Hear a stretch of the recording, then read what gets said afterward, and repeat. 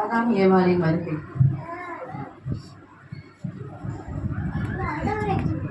நீங்கள் தான் ஆதாம் ஏவாள், சரிதானே?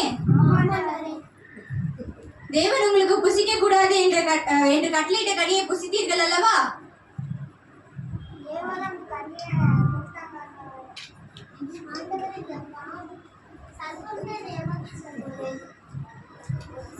உங்களுக்கு மன்னிப்பு கிடையாது, நீங்கள் செல்லலாம். இல்லை, மன்னிப்பு கிடையாது, நீங்கள் செல்லலாம்.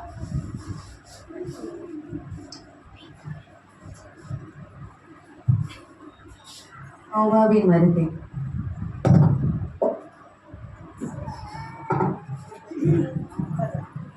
நீங்கள் தான் நோவா?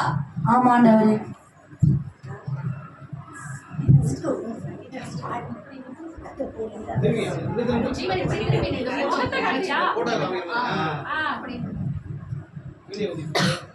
நீ தேவனுக்கு முன்பாக நீதிமானாய் காணப்பட்டாய். ஆயினும் ஜலப்பிரளயம் முடிந்த பிறகு மது அருந்தி பாவம் செய்தாய். நீ நியாயம் தீர்க்கப்படுவாய். ஆண்டவரே, நான் உங்கள் பேச்சுக்கு கீழ்ப்படிந்து நடந்தேன் ஆண்டவரே. நீர் சொன்னீர் என்று நான் அவ்வளவு பெரிய பேழையை கட்டினேன் ஆண்டவரே. அதில் நீர் சொன்னீர் என்று நான் விலங்குகள் அனைத்தையும் ஏற்றினேன் ஆண்டவரே. அதில் போட்ட கழிவுகளையும் அள்ளினேன் ஆண்டவரே. 150 நாட்கள் நீர் சொன்னீர் என்று நான் அதில் வாழ்ந்தேன் ஆண்டவரே. எவ்வளவு கஷ்டம்! என்னை மன்னிக்க கூடாதா? இல்லை, உனக்கு மன்னிப்பு கிடையாது, நீ செல்லலாம். மோசேயின் வருகை. நீர்தான் செங்கடலை 2ஆக பிளந்த மோசேவா? ஆமா ஆண்டவரே. ஆயினும் நீ எகிப்தியன் ஒருவனை கொன்றவன் தானே, அதை மறந்தாயோ? நான் ஒருத்தனை தானே கொன்றேன். ஆனாலும் நீங்க சொன்னீங்க தானே இஸ்ரேல் ஜனங்களை வழி நடத்தியேன். அவன் என்ன கொண்டு வந்தாங்களே, என்னை மன்னிக்க கூடாதா? இல்லை, உனக்கு மன்னிப்பு கிடையாது, நீ செல்லலாம்.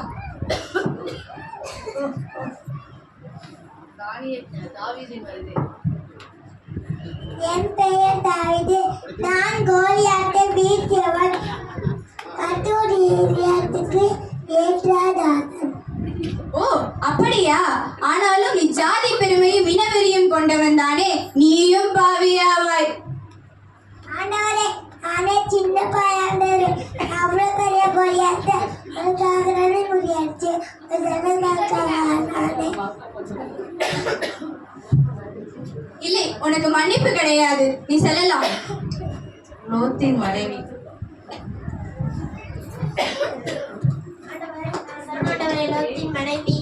நீ உலக பிரமாண ஆஸ்தியையும் அந்தஸ்தையும் பின்னிட்டு பார்த்து உப்பு தூணாய் மாறியவள் தானே, நீயும் பாவிதான். ஆண்டவரே, ஆபிரகாமையும் லோத்தையும் தனியாக போக சொல்லும்போது உங்கள் வார்த்தைக்கு கீழ்ப்படிந்து லோத்தின் கடைசி வரைக்கும் லோத்தின் மனைவியாக வாழ்ந்தேனே, என்னை மன்னிக்க கூடாதா?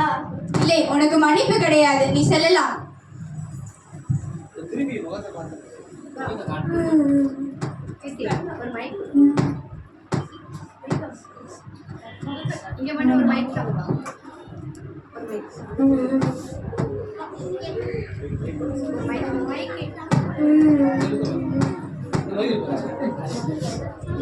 உங்களை காப்பாற்ற யாரும் வரலையா?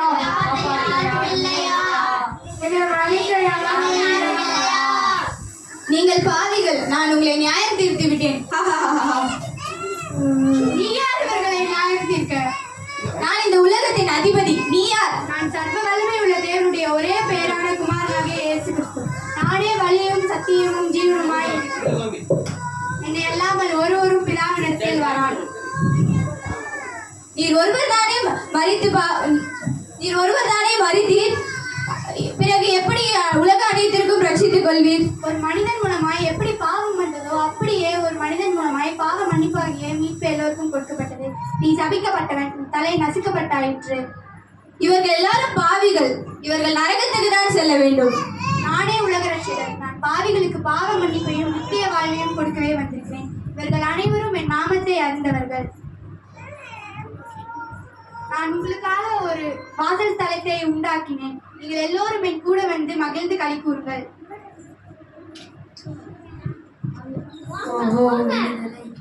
விடுதலை விடுதலை. கடவுள் மன்னிப்பு கொடுத்து விட்டார், ரட்சிப்பு கொடுத்து விட்டார். பாவங்கள் போக்கவே சாபங்கள் நீக்கவே பூலோகம் வந்தாரையா. மனிதனை மீட்கவே பரலோகம் சேர்க்கவே சிலுவையை சுமந்தாரையா. பாவங்கள் போக்கவே சாபங்கள் நீக்கவே பூலோகம் வந்தாரையா. மனிதனை மீட்கவே பரலோகம் சேர்க்கவே சிலுவையை சுமந்தாரையா. நான் தேடி போகவில்லை, என்னை தேடி வந்தாரையா. நான் தேடி போகவில்லை, என்னை தேடி வந்தாரையா. எந்தன் இயேசுவே, எந்தன் இயேசுவே, எந்தன் இயேசுவே, எந்தன் இயேசுவே. அல்லேலூயா. எல்லாம் ஒரு கைகளை தட்டுவோமா? அப்படியே ஒரு போட்டோ எடுத்துருங்க.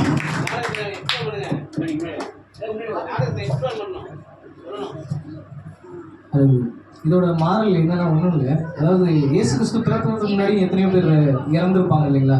இயேசு கிறிஸ்து தான் ரட்சகர். அவருக்கு முன்னாடியும் நிறைய பேர் இறந்துருப்பாங்க. அவங்களுக்கும் எப்படி ரட்சிப்பு கிடைக்கும் அப்படின்னா, அவங்களுக்கும் ஆல்ரெடி ரட்சிப்பு கொடுத்தாச்சு. எப்படி கொடுத்தாச்சுன்னா, இந்த உலகம் தோன்றதுக்கு முன்னாலே அவர் என்ன பண்ணிட்டாருங்க, அவர் மீட்கும் பொருளாக வந்துட்டாரு. ஆபிரகாம் அங்கே சீனாய் மலையில் பலி செலுத்த போகும்போது அங்கே ஒரு ஆட்டுக்குட்டியாக தந்துட்டாரு. அப்படி ஒவ்வொன்றா என்ன பண்ணாருங்க, அப்போலேருந்தே அவர் இருந்துட்டு தான் இருக்கிறாரு. நமக்கு மீட்கும்படியாக அவர் வருவார். அவர் பிறந்ததுக்கு அப்புறம் தான் கிமு என்றும் கிபி என்றும் தெரியும். அதனால இதுக்கு இயேசு கிறிஸ்து பிறக்கிறதுக்கு முன்னாடி இருந்தாலும் சரி, இனிமே பிறக்க போறவங்க யாரா இருந்தாலும் சரி, அடுத்த நொடி பிறக்கிறாங்க அப்படிங்கிற அந்த குழந்தைக்கும் மன்னிப்பு உண்டாக்கப்பட்டாயிற்று. அந்த குழந்தையும் மன்னிப்போடு தான் இந்த உலகத்துல பரிசுத்தவானாய் அவனுடைய மகளாக இந்த உலகத்திலே பிறப்பிக்கங்கிறத இந்த நாடகத்தோட எல்லாருமே நல்லா நடிச்சாங்க.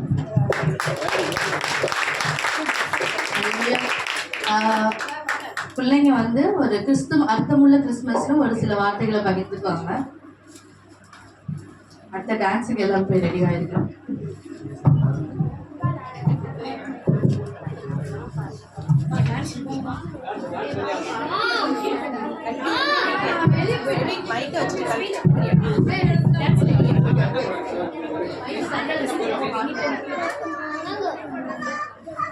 அன்பு கூறுதல். அன்பு கூறுதல் தான்.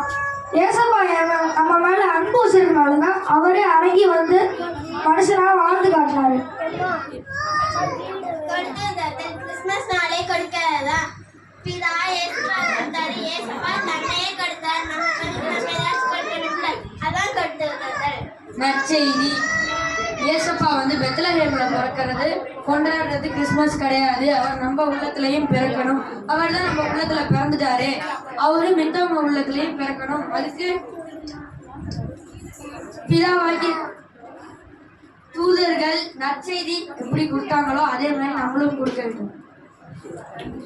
தேங்க்யூ.